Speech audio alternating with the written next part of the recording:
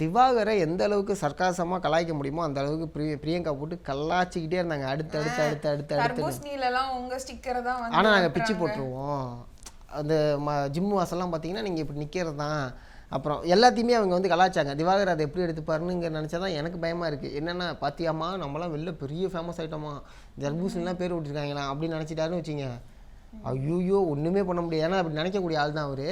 அடுத்து இவர் இருக்கார்ல தீபக், எல்லாரையும் ஒரு விஷயம் பண்ணிகிட்டு இருக்க சொன்னார். அப்போ வந்து தீபக் என்ன பண்ணார் அப்படின்னா, பார்வதி உங்களுக்கு பாட்டு பாட தெரியுமா? பாட தெரியும், இந்த பாடு பாருங்களேன் மங்கள் அப்படியே கனி பாடி அது அடுத்து ஒரு பாட்டுல ஆமாம் அடுத்து மாற்றி பார்வதி வந்து பாடினதெல்லாம் சும்மா அதை பாடணும்னு பாடிட்டு இருந்தாங்க. இவங்க கரெக்டாக டக்கா கொடுத்துருந்தாங்கன்னு வச்சுக்கலாம். பார்வதி பாடினதெல்லாம் கனிக்கு வந்து தக்கான்னு கேட்டால் கிடையவே கிடையாது.